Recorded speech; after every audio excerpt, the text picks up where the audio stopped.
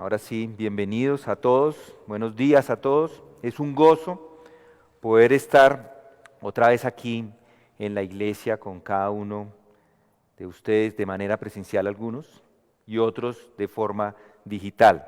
En este momento estamos en la epístola de Pablo a los Efesios y en esta epístola acabamos de estudiar en semanas anteriores una oración de adoración que tomó para Pablo escribirla 203 palabras. Esa la encontramos de los versículos 3 hasta el versículo 14.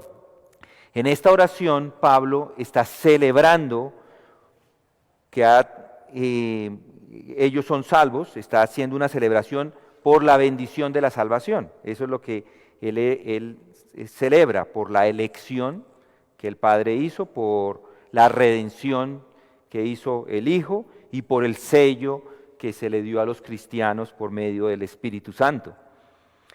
Aunque la canción termina ahí, termina en el versículo 14, pero él no deja de celebrar, él continúa celebrando, continúa alabando a Dios por la bendición de que ellos han escuchado la fe, o que él ha escuchado de la fe en los efesios, que los efesios tenían, y cómo estaba contento Pablo de escuchar acerca de esa fe. Y no solo por su fe, en realidad también porque había una demostración de esa fe. Esa fe se ha puesto en obra. Y no solamente por unos, sino por todos los santos. Recuerden los versículos que ya hemos estudiado. Por esta razón dice el versículo 15, yo también habiendo oído de la fe en el Señor Jesús que hay entre vosotros y de vuestro amor por todos los santos, no ceso de dar gracias por vosotros, haciendo mención de vosotros en mis oraciones. Pablo alaba a Dios por la fe salvadora de los efesios. Habían sido salvados por gracia, por medio de la fe y no por obras. Ninguna obra habían hecho ellos. De hecho, él mismo lo menciona en el capítulo 2, versículo 8. Dice, porque por gracia habéis sido salvados, por medio de la fe, y esto no de vosotros, sino que es un don de Dios. No por obras, para que nadie se gloríe. Así lo dijo. Por esto es que Pablo da gracias a Dios por los efesios. Por eso es que los menciona en sus oraciones. Los efesios confiaban plenamente en Cristo como su Salvador. Ellos habían confiado en Cristo, confiaban en que Él iba a salvar sus vidas. Sabían que Cristo los soportaría a través de las circunstancias que ellos estuvieran viviendo, así fueran duras. Él los iba a mantener salvos. Ellos tenían una fe salvadora. Una fe salvadora, una fe firme, y no como una vez que yo estaba trotando en Montreal.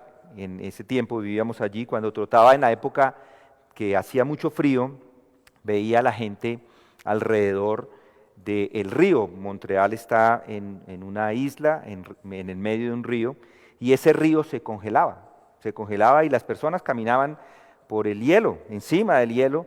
Y a mí, cuando salía a correr, yo igual salía a correr, me llamaba la atención y siempre había como una tentación de ir y pararme allí como ellos. Todos los inviernos esto se daba. Y uno ni sentía ni siquiera que estaba en medio de una isla. O sea, la isla está unida con puentes y simplemente uno pasa de un lado a otro y eso no se siente. Siempre pensé que era inclusive parte del continente, pero Montreal y de donde nosotros vivíamos era una isla. Pero esta gente no solamente se paraba allá, sino que pescaban, llevaban unas carpas y ponían unas carpas y hacían unos huecos y de ahí sacaban peces y ahí se quedaban. Y un día, en una de mis corridas, tuve el valor de irme y pararme encima del río. Pero en realidad no fue muy lejos, no fueron sino unos metros, porque me dio temor y me regresé ahí mismo, a la orilla. Pero al otro día vi carros allí metidos. Meten los carros, una camioneta llena de cosas y andan y manejan allí encima del hielo. Eso me causó una impresión gigantesca, porque después averigüé y el gruesor de ese hielo no solamente me soporta a mí, sino que soportaría 20 veces mi peso y más.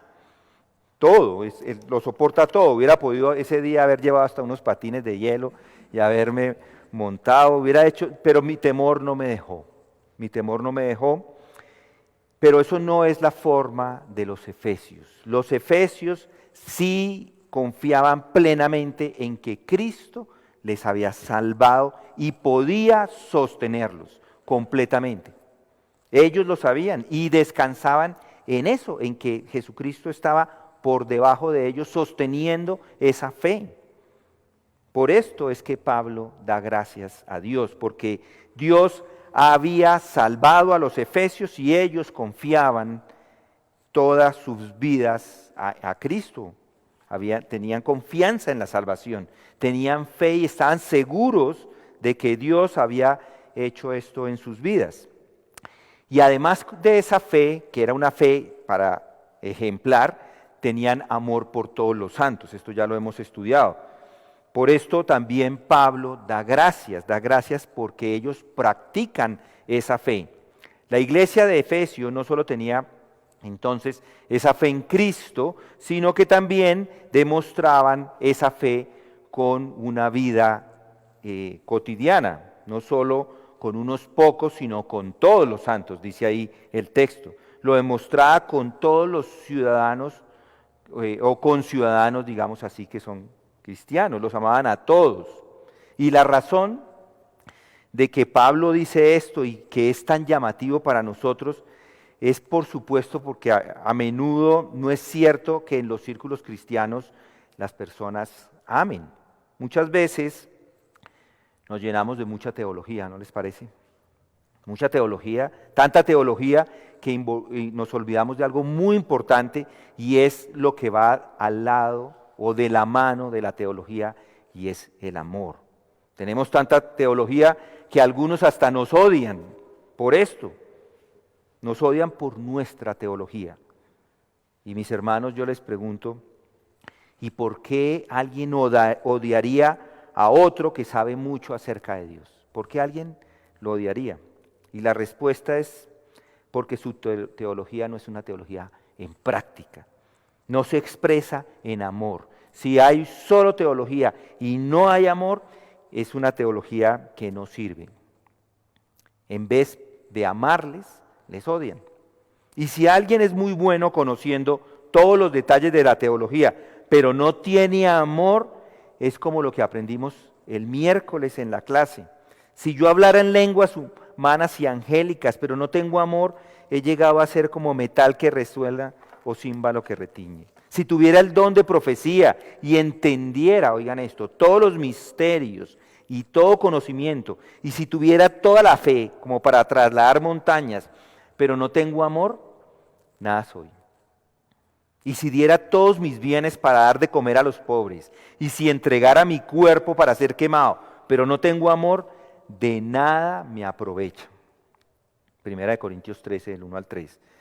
El que sabe teología, pero no ama, es un descrédito para Cristo. El que sabe teología, pero no ama, es un inmaduro espiritual, simplemente. El que hace esto es un cristiano tipo algodón de azúcar. ¿Sí lo han visto en los parques? Gigantescos, pero son solo aire. Son solo aire. Muchos simplemente se llenan de teología. Solamente la tienen para decir que la conocen. Y eso simplemente muestra que no han entendido nada. Ellos solo hablan de su conocimiento para decir que tienen la sana doctrina. Pero ¿y dónde está el amor? Ahí se quedan cortos. Pero ese no era el caso de los efesios. Los efesios tenían un amor ágape, un amor con propósito, un amor que salía desde su voluntad, un amor como el amor de Dios mismo. ¿Y por qué podían amar de esa forma los efesios? ¿Por qué? Porque habían sido sellados con el Espíritu Santo y el Espíritu Santo entonces moraba en ellos. Romanos 5:5 nos dice, porque el amor de Dios ha sido derramado en nuestros corazones, y noten esta palabra, dice, por medio del Espíritu Santo que nos fue dada. Por eso ellos amaban. Y lo mejor es que tomaron la decisión. ¿Decisión de qué? De compartirlo con todos los santos. Ellos querían amarles.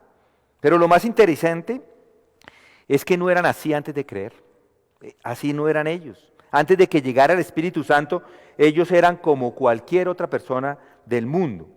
En Efesios 2 también encontramos, noten las palabras que dice el mismo Pablo. Y Él os dio vida a vosotros, que estabais muertos en vuestros delitos y pecados, en los cuales anduvisteis en otro tiempo, según la corriente de este mundo, conforme al príncipe de la potestad del aire, el espíritu que ahora opera en los hijos de desobediencia, entre los cuales también todos nosotros en otro tiempo vivíamos, en las pasiones de nuestra carne, satisfaciendo los deseos de la carne y de la mente, y éramos por naturaleza hijos de ira, lo mismo que los demás.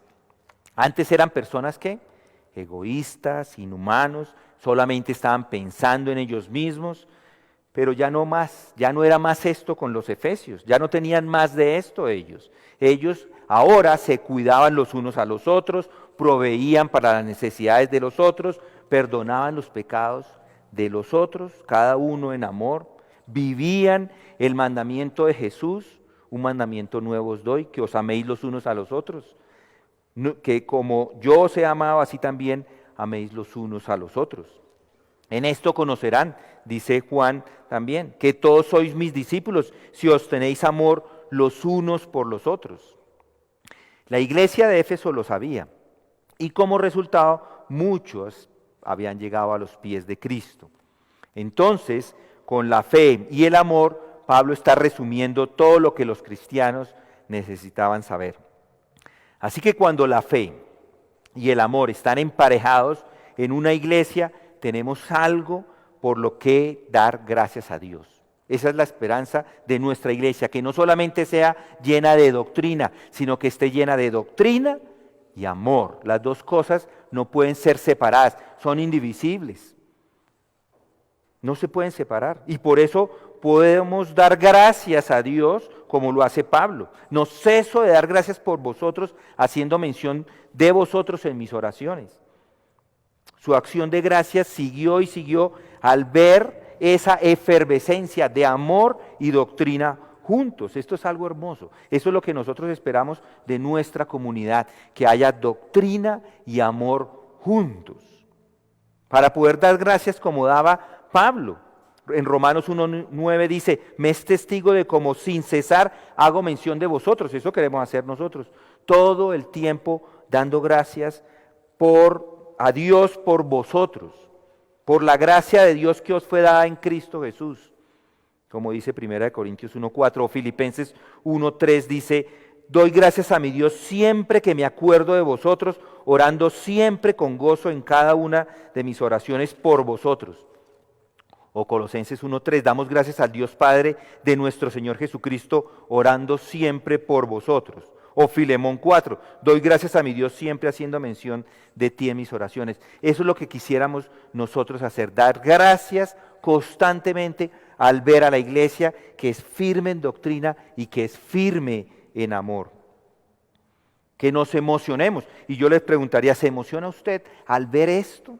¿Se emociona al escuchar de la fe y el amor de los demás? ¿Se regocija al ver los logros espirituales de los demás? ¿Alaba a Dios cuando ve lo que está sucediendo en otros lugares, inclusive no solamente en esta iglesia, sino en otras partes? A veces hay celos hasta ministeriales.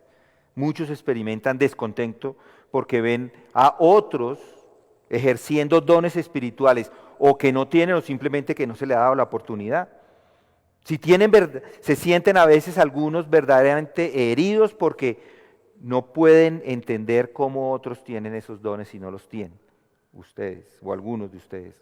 Sienten algunos resentimientos porque no les alaban y otros son los que son exaltados. Pero la actitud de Pablo es que miren al cielo, que nos que miremos al cielo, que miremos en realidad hacia arriba. Es un corazón, el corazón de Pablo es un corazón a emular. Entonces, es un hecho que solo aquellos que están agradecidos por el logro espiritual de los demás pueden orar verdaderamente por ellos. Así que el corazón de Pablo pasa de celebrar esa poderosa oración que hizo del 3 al 14, ahora pasa a pedir, a hacer una petición. Ya estudiamos la semana pasada una porción de esa petición, una parte. Primero él paró antes de empezar a orar y pensó, ¿a quién le voy a dirigir esta petición? Y luego sí hace la petición. Nosotros paramos en quién. Ahí nos quedamos la semana pasada, meditamos bastante en a quién se le oró. Y hoy veremos la petición. Es una petición que es un ejemplo también para nosotros. Cómo debemos orar por aquellos que amamos, nuestros hermanos, nuestras hermanas en Cristo. Y Pablo nos deja ese ejemplo. Pablo ora por un mejor conocimiento.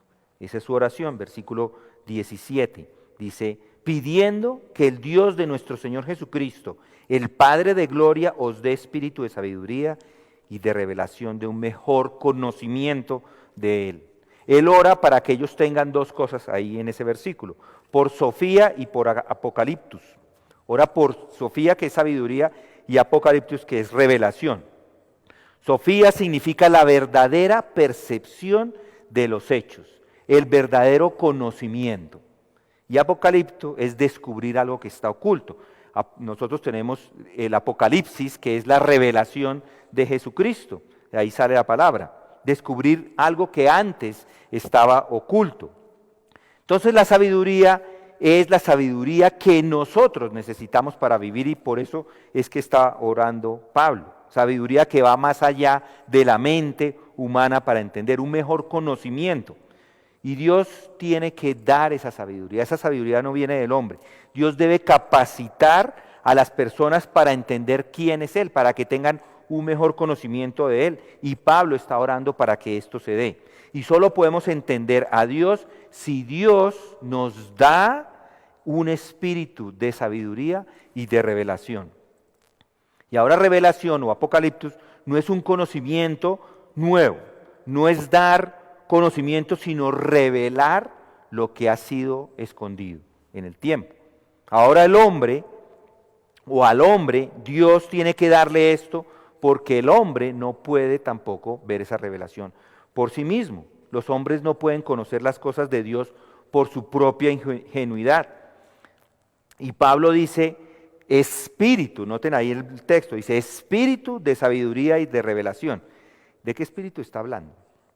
¿Qué quiere decir esto de espíritu? Algunos piensan que este espíritu es el Espíritu Santo, pero la palabra espíritu en griego no tiene, aquí en el texto no tiene el artículo. Y normalmente, digo normalmente porque no es todas las veces, pero normalmente cuando se refiere al Espíritu de Dios lleva el artículo. Además, algo que lo concluye o que nos confirma es que el creyente ya tiene el Espíritu. Entonces, ¿cómo así que les dé un espíritu nuevo? Ya el creyente lo tiene. Romanos 8:9 dice, sin embargo, vosotros no estáis en la carne, sino en el Espíritu, si en verdad el Espíritu de Dios habita en vosotros. Pues si alguno no tiene el Espíritu de Cristo, el tal no es de él. Es simplemente el que no tiene el Espíritu no es de él. Otros piensan que se hace referencia al espíritu humano, pero eso también sería una petición por algo que ya las personas tienen. Primera de Corintios 2:11 dice, porque entre los hombres, ¿quién conoce los pensamientos de un hombre sino el espíritu del hombre que está en él? Es decir, que ya están ahí. La mejor interpretación de esto es que Pablo está pidiendo a Dios que les dé a los creyentes una disposición especial, una actitud de sabiduría y de revelación de las cosas de Dios. Por ejemplo, esto lo estudiamos en el pasado, en el Sermón del Monte dice, bienaventurados los pobres en espíritu, en espíritu. El Señor no está hablando ni del Espíritu de Dios o el Espíritu Santo, ni el Espíritu humano, sino de esa actitud de humildad, una actitud de bancarrota espiritual. Entonces Pablo está pidiéndole a Dios que Él conceda ese espíritu, una actitud de sabiduría para entender las cosas espirituales. Pablo está diciendo, Padre, dales un entendimiento profundo y rico de quién eres tú. Tengo que decir que el Espíritu Santo y el espíritu humano de todas formas están involucradas en esto, porque sin el Espíritu Santo ni el espíritu humano tampoco, por más actitud que haya, hay una revelación. El Espíritu es necesario, digamos, que el Espíritu de Dios y el espíritu humano que obren en la persona para que haya una iluminación y le revele a los creyentes las cosas profundas de Dios. Por eso es que las personas no pueden entender a veces, no pueden entender las verdades porque no tienen el Espíritu Santo de Dios. No lo pueden hacer. Pablo ora porque ese espíritu de sabiduría en medio de esta situación les informe, les eduque, los instruya. ¿Por qué? Porque estas personas están siendo influenciadas por los herejes que enseñan. Influencias que son comunes en todas partes, influencias que vemos inclusive hoy. Y Pablo nos las menciona en todas las cartas del Nuevo Testamento, algo que sucede en las iglesias del Nuevo Testamento como sucede hoy en nosotros. Solamente para darles un ejemplo, miren un poquito atrás, adelante de Efesios, en Colosenses. En Colosenses, después de Filipenses, Colosenses 2. Miren lo que dice el versículo 8, por ejemplo. Dice, mirad que nadie os haga cautivos por medio de su filosofía y vanas sutilezas, según la tradición de los hombres, conforme a los principios elementales del mundo, y no según Cristo. Eso está hablando de la sabiduría humana. Miren el 16, versículo 16. Por tanto, que nadie se constituya en vuestro juez con respecto a comida o bebida, o en cuanto al día de fiesta, o luna nueva, o día de reposo. Esto está hablando de todo el legalismo, ritos legalistas. O el 2:18. Nadie os defraude de vuestro premio, deleitándose en la humillación de sí mismo y en la adoración de los ángeles, basándose en las visiones que ha visto, hinchando sin causa su mente carnal, de todas esas experiencias místicas. O el 2:20. Si habéis muerto con Cristo a los principios elementales del mundo, ¿por qué, como si aún vivieras en el mundo, os sometéis a preceptos tales como no manipuléis, ni gustéis, ni toquéis? Y el 22, todos los cuales se refieren a las cosas destinadas a perecer con el uso según los preceptos y las enseñanzas de los hombres. Tales cosas tienen a la verdad la apariencia de sabiduría en una religión humana, en la humillación de sí mismo y en un trato severo del cuerpo, pero carecen de valor alguno contra los apetitos de la carne. Otra vez, aquí estaba negando, las personas estaban pidiendo que se negaran a ciertas cosas para ganarse el favor de Cristo. Esto ha sido normal en todas las cartas, es normal, hoy día ha sido normal todo el tiempo y por eso Pablo lo menciona. ¿Cómo podemos ver? Esto ha sido existente y es por esto que ellos tienen que tener esa sabiduría. Por eso es que tenemos que nosotros tener esa sabiduría y esa revelación de Dios para no dejarnos llevar por todas estas corrientes, todas estas doctrinas que no son ciertas. Si lo conocemos, esto no va a pasar. La revelación de Dios no la da al mundo, la da Dios, pero si Él no la da, por eso se la pedimos, podemos oponernos a eso. Pero ¿qué implica conocer a Dios? Pensemos en esto, ¿qué implica conocer a Dios? Implica más que conocer los hechos acerca de Dios.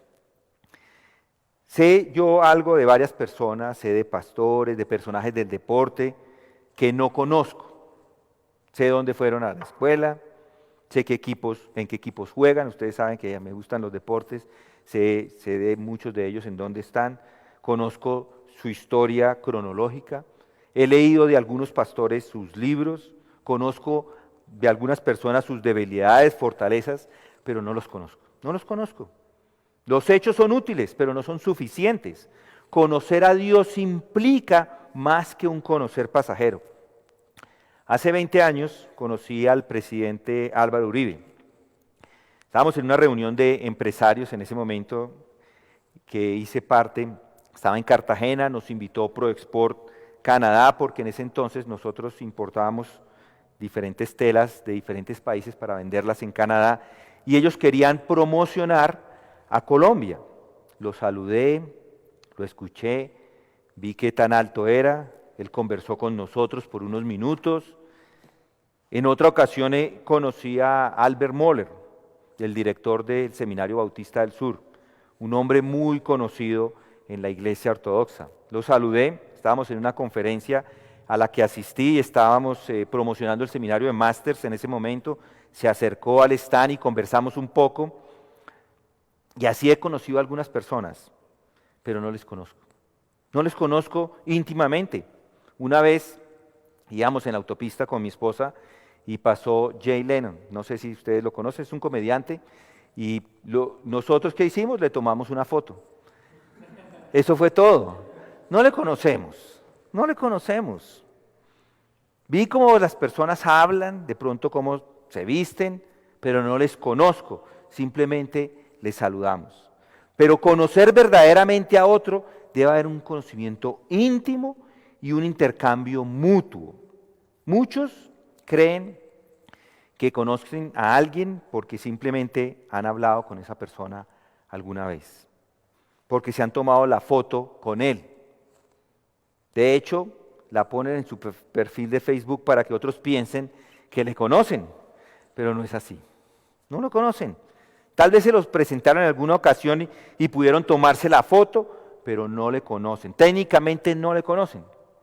Conocer va más allá de saber quién es o darle la mano a alguien. Va más allá.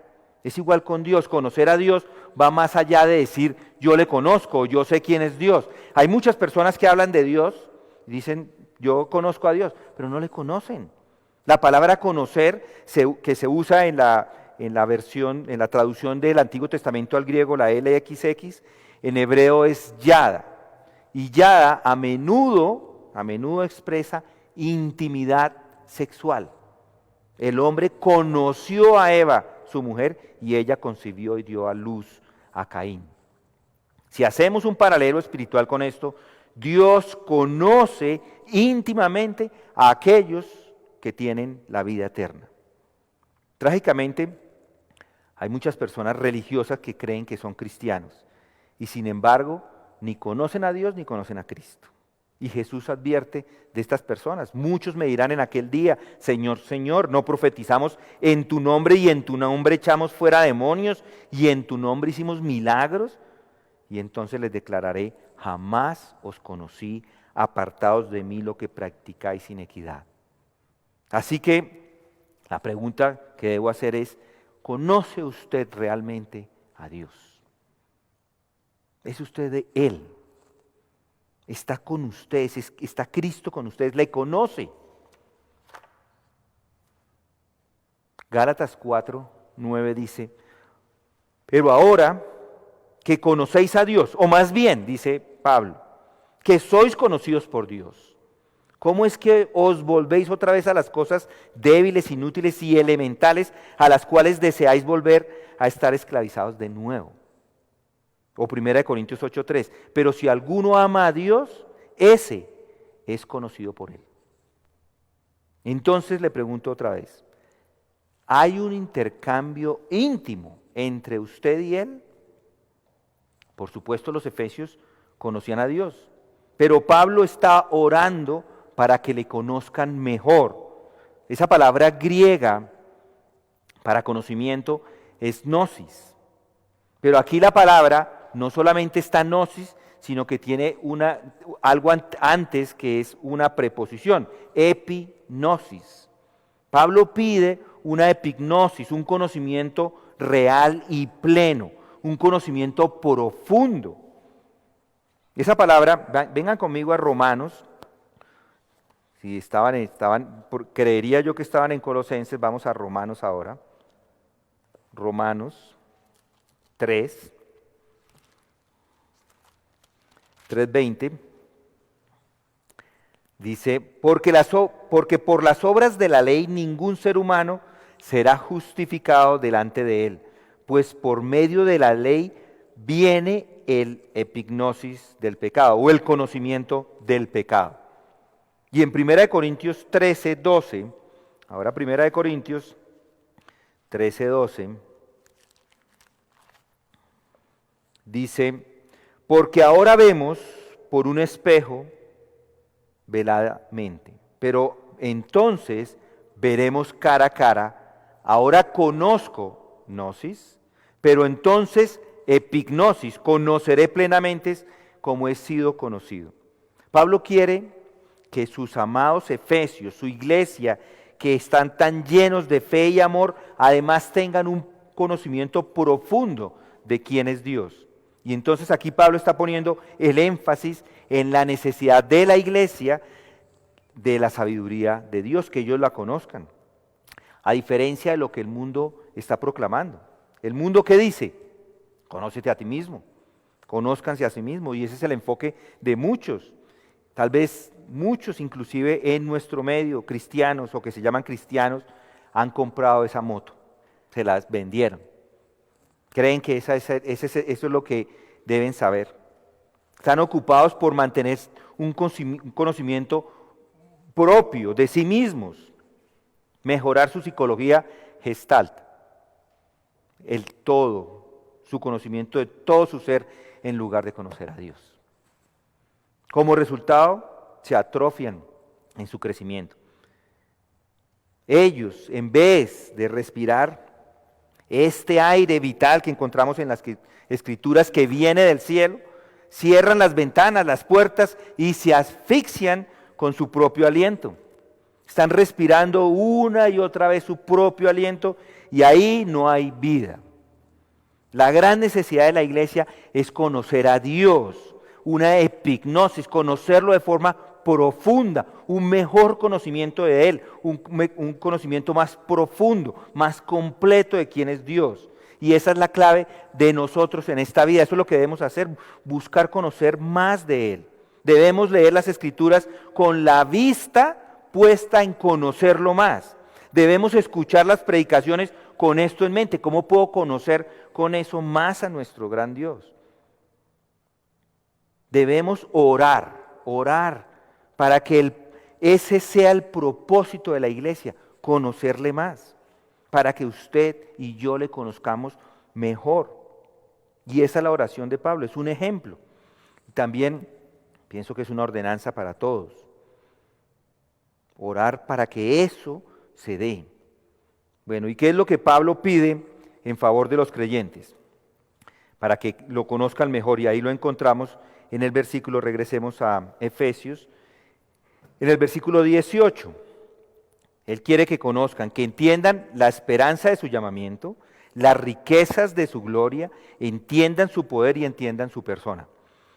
Pero empecemos con la primera. En Efesios 1:18 dice, mi oración es que los ojos de vuestro corazón sean iluminados. Antes de ir a cada uno de ellos, ¿qué es lo que está diciendo Pablo acá? Los ojos de vuestro corazón sean iluminados. En la Reina Valera dice, los ojos de vuestro entendimiento. Noten esa palabra allí, corazón. En griego es cardias, de donde sacamos la palabra cardio. En deporte se entiende bien, porque cardio hace referencia a cómo está el corazón para hacer un tipo de ejercicio. Cuando hablamos de cómo está el físico para subir a patios en bicicleta, nos preguntamos a aquellos que subimos, estamos hablando de cómo está el cardio, de cómo está de corazón para subir. En nuestro contexto, corazón también se usa para los sentimientos. Por eso es que muchos van a un árbol y tallan un corazón allá bien grande con sus dos nombres, para demostrar que hay amor. Se expresa el amor con los corazones. De hecho, muchos de nosotros le decimos a nuestras esposas que les amamos con todo nuestro corazón. Así es. Pero ya lo dije antes, para el hebreo el corazón no es el centro de sus emociones, sino el centro de su entendimiento, el lugar de sus pensamientos. En hebreo no se asocia los sentimientos con el corazón, sino con las entrañas. Nosotros a veces lo usamos cuando decimos amamos a esta persona con un amor entrañable, es decir, un amor desde los intestinos, o un amor desde el páncreas o desde el riñón. Yo te amo con un amor desde mi riñón. Eso es decir que uno ama a alguien con todo lo que está ahí por dentro, al lado del estómago. Primera de Juan 3:17 dice: pero el que tiene bienes de este mundo y ve a su hermano en necesidad y cierra dice su corazón, pero en realidad la palabra es entrañas, y cierra sus entrañas contra él, ¿cómo puede morar el amor de Dios en él? No dice entrañas en la Biblia de las Américas, dice corazón, pero la palabra es entrañas. Entonces en la mente hebrea el corazón es el centro del intelecto, de la abundancia del corazón habla la boca. Lo que está en su mente es lo que domina lo que habla. Entonces, aquí en 1:18, Pablo está diciéndole a los efesios, es que Dios les dé la capacidad de pensar correctamente. Pablo no quiere que ellos tengan emociones, sino que en la mente, en la voluntad entiendan, que entiendan la doctrina bíblica, que está diseñada para ir primero a la mente, primero al entendimiento, que el entendimiento fluyan entonces esas emociones correctas. Cualquier corriente cristiana que primero va a las emociones va en camino equivocado. No, hace unos minutos hablábamos con unos hermanos acerca de aquellas iglesias que están promocionando las emociones y no educan a la iglesia. Pues están equivocadas. Si yo gasto 2 horas en la iglesia cantando y revolviendo mis emociones, por decirlo así, y solamente 15 minutos aprendiendo acerca de Dios, pues tengo un desbalance muy grande. Pero Dios se ha revelado en su verdad, y no es por reflexión o por misticismo, está aquí, todo está en las Escrituras. En este libro tenemos toda la verdad de Dios. Jesús oraba por la santificación de los suyos cuando dijo: santifícalos en tu verdad. Y no santifícalos dando una experiencia, sino en tu verdad. Y después dice: tu palabra es verdad. No hay santificación en la vida del cristiano fuera de la palabra revelada. Entonces Pablo ora para que Dios ilumine la mente, el entendimiento de los creyentes, y el Espíritu Santo lleve a cabo la obra en la mente del creyente para que entienda. Y de esta forma el creyente puede relacionar la verdad de Dios con la vida práctica. De esta forma el creyente puede entonces ahora poner en práctica todo lo que ha aprendido.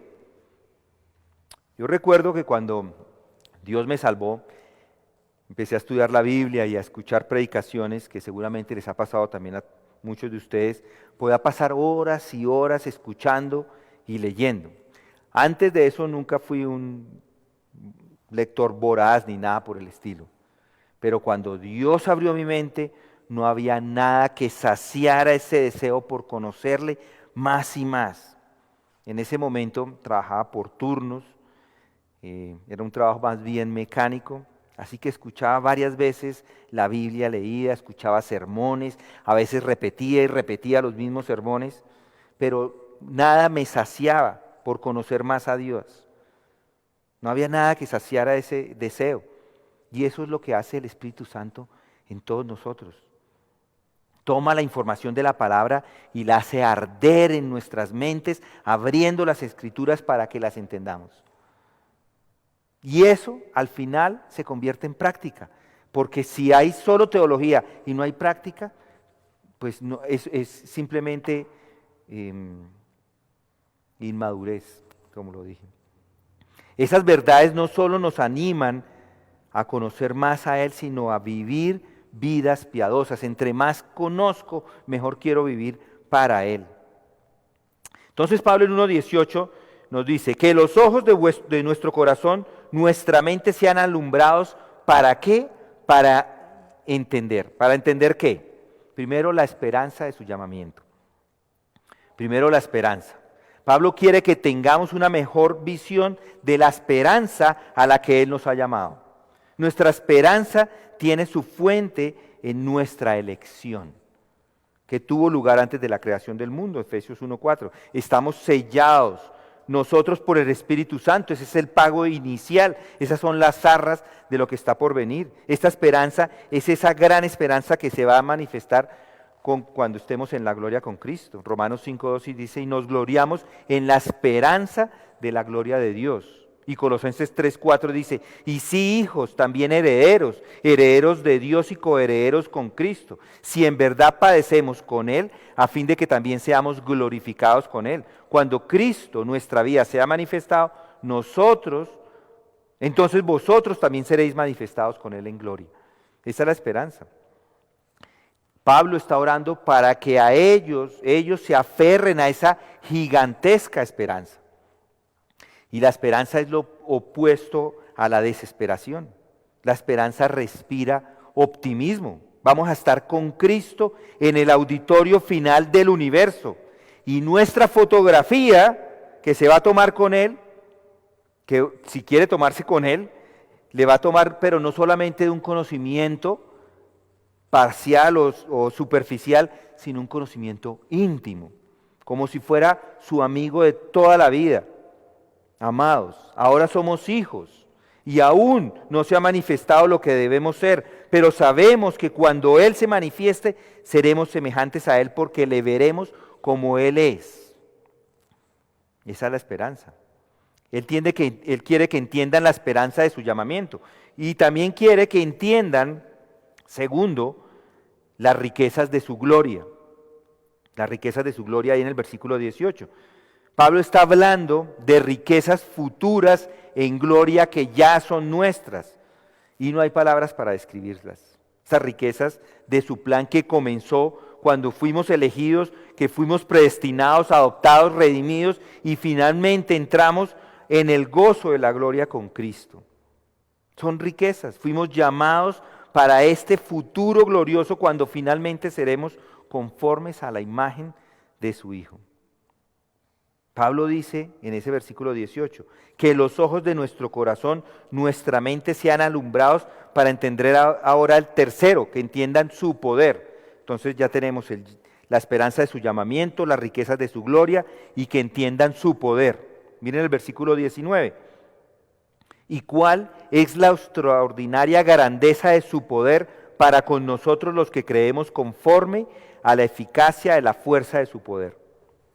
Aquí tenemos 4 palabras en este versículo que describen el poder de Dios.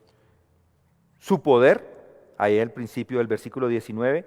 La eficacia también habla de poder. El primer poder es dunamis, que encontramos la palabra dinamita. La siguiente es energía, que es eficacia. Y la fuerza es dominio y poder, que es ese poder dado o otorgado. Pablo en un solo versículo acá está describiendo el poder de Dios a nuestro favor, el cual es increíblemente grande.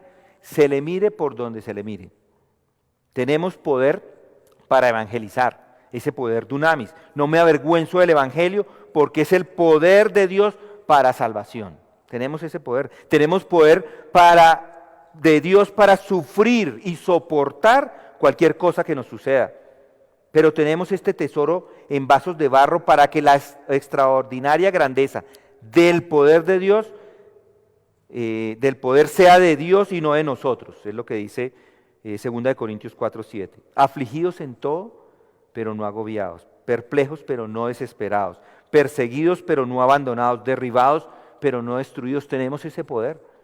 Tenemos el poder necesario para hacer la voluntad de Dios. Filipenses 2:13. Porque Dios es quien obra, energía otra vez, en vosotros tanto el querer como el hacer para su beneplácito. Tenemos el poder para servir al Señor en donde nos ponga. Colosenses 1:9. Y con este fin también trabajo esforzándome según su poder que obra poderosamente en mí. En este versículo encontramos ese poder de Dios dado a sus hijos. Alguno puede decir, pero pero yo no sé si tengo ese poder del que usted me está hablando ahora. Mire, si usted es un cristiano, usted tiene todo el poder de Dios disponible porque ya le fue dado cuando el Espíritu Santo entró en usted en el momento de la salvación. Él vino, el momento que usted vino a la salvación, desde ese momento tiene el poder de Dios. No hay cristiano que no haya recibido el Espíritu Santo. Hechos 1:8 nos lo dice, pero recibiréis poder cuando el Espíritu Santo venga sobre vosotros y me seréis testigos en Jerusalén, en toda Judea y Samaria y hasta los confines de la tierra. Y en Efesios 3:20, ahí mismo, Efesios 3:20, y aquel que es poderoso para hacerlo todo mucho más abundantemente de lo que pedimos o entendemos según el poder que obra en nosotros. Este poder incluye y se extiende a todos los creyentes. Para que entendamos este poder, noten el versículo 20 del capítulo 1. Dice, el cual obró en Cristo cuando le resucitó de entre los muertos y le sentó a su diestra en los lugares celestiales. Sin dudas, el poder de Dios que Él ha prometido y dado a los suyos es muy grande. Reflexionen lo que acabo de leer. Ese poder levantó a Cristo de los muertos. Él que había sido crucificado y llevado a la tumba, le resucitó de la tumba y rompió las cadenas de la muerte. Cristo deshizo el poder de la muerte por medio del poder de la resurrección. El poder que le resucitó y lo elevó al lugar de exaltación al lado del Padre, a la diestra del Padre. Es el mismo poder que ahora, hoy, cada uno de nosotros que somos creyentes tenemos. Porque yo vivo, vosotros también viviréis. Entonces Pablo está orando para que estos creyentes de Efesios entiendan la esperanza de su llamamiento, las riquezas de su gloria, entiendan su poder y por cuarto y último entiendan su majestad. Pablo pasa de la resurrección y coronación de Cristo en el versículo 20 a la majestad.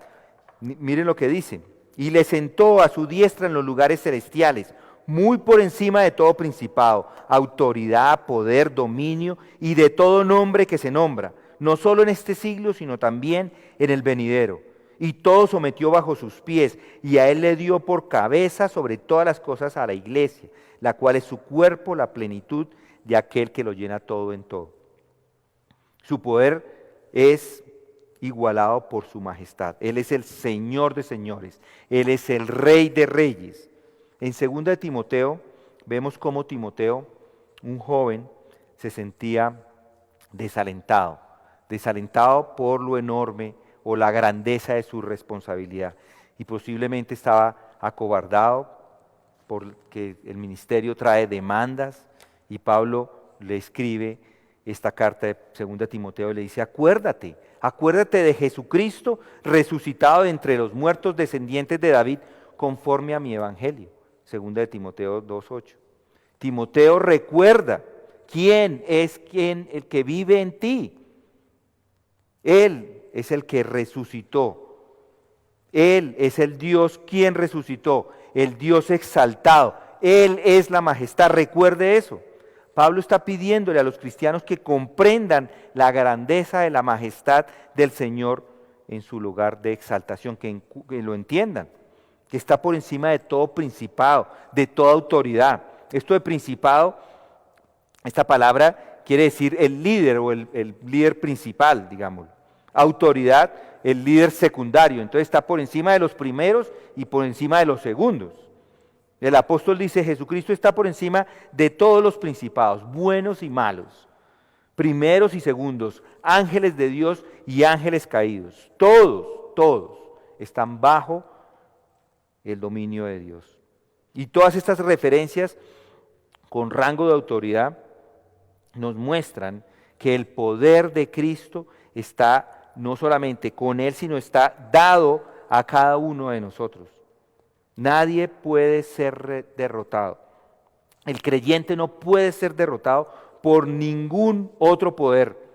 No importa si el poder de Satanás, hoy cantamos acerca de esto, no importan las huestes de Satanás, no lo pueden tocar. Cristo en su muerte y resurrección, derrotó para siempre el poder de las huestes del infierno. Ellos sí están tratando de destruir la obra de Dios en sus santos, y lo veremos en Efesios 6, del 10 al 12. Pero Cristo está por encima de todos, todo está bajo sus pies. Cristo es supremo en esta época y en la época venidera. Por lo cual Dios también le exaltó hasta lo sumo y le confirió el nombre que es sobre todo nombre, para que en el nombre de Jesús se doble toda rodilla, los que están en el cielo y los que están debajo de la tierra y en la tierra, y toda lengua confiese que Jesucristo es Señor, para la gloria del Dios Padre. Eso nos dice Pablo en Filipenses. Ahora en Efesios 1, Pablo dice en los versículos 22 y 23 que Jesucristo fue dado como cabeza a la iglesia, el cual es su cuerpo, la plenitud de aquel que lo llena todo en todo. Cristo no solo es la cabeza de la iglesia, sino toda su plenitud. Un pensamiento importante. Cristo está completo con nosotros, está completamente en nosotros. Así como la cabeza debe tener un cuerpo para manifestar la gloria de esa cabeza, así también Cristo debe tener en su iglesia el cuerpo para manifestar su gloria. Piensen en eso. En la sabiduría infinita de Dios, Cristo es la plenitud de la iglesia. Y la iglesia como cuerpo es la plenitud de Cristo. En un sentido real y bíblico, la iglesia es la plenitud, esa es la totalidad de aquel que lo llena todo. Cristo es incompleto hasta que su iglesia vaya a su presencia y manifieste completamente la perfección en gloria. Algún teólogo dijo, este es el honor más alto de la iglesia, que hasta que Él esté unido a nosotros, el Hijo de Dios se considera a sí mismo de alguna forma incompleto. Esto lo dijo Calvino. Qué consolación es para nosotros aprender que hasta que estemos en su presencia, Él posee todas sus partes y no desea ser considerado completo hasta que estemos con Él. El punto principal de esta gran oración de Pablo, de estos versículos 15 al 23, es que podamos entender cuál es nuestra posición segura en Cristo, que inmutable es nuestra esperanza de una herencia eterna. El poder de glorificación es invencible y en estos momentos está operando en nosotros para traernos a la gloria.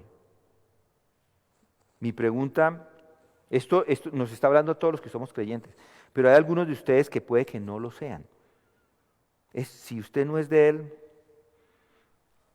no puedo orar estas cosas para que las entienda. Lo que puedo orar por usted es para que se arrepienta y crea en el Evangelio. Porque todas estas verdades no las puede ni entender, no las puede ni comprender porque no hace parte de Él. Mi oración por todos los de nuestra iglesia es que conozcan estas verdades y que esas verdades maduren en su interior. Pero si no entiende, no es de Él. Por eso le pido que se arrepienta de sus pecados y venga a Cristo pidiéndole que le redima, pidiéndole que le perdone sus pecados y que lo acepte como uno de sus hijos. Vamos a orar. Santo Padre, venimos a ti porque solamente eres tú el que puede darnos no solamente el entendimiento, sino la salvación. Aquellos que la hemos recibido, Señor, ayúdanos a comprender mejor a Cristo, al Espíritu Santo, a ti como Padre. Ayúdanos a entender mejor tus verdades. Ayúdanos a que esto que hemos hablado sea firme en nuestro corazón, la esperanza sea firme. Las riquezas, el poder, que ese conocimiento de tu majestad quede en nuestro corazón para siempre, Señor. No permitas que olvidemos nunca en quién hemos creído. Y aquellos que no son parte de ti, Señor, oro para que tú les salves. Es en el nombre de Cristo que oramos. Amén.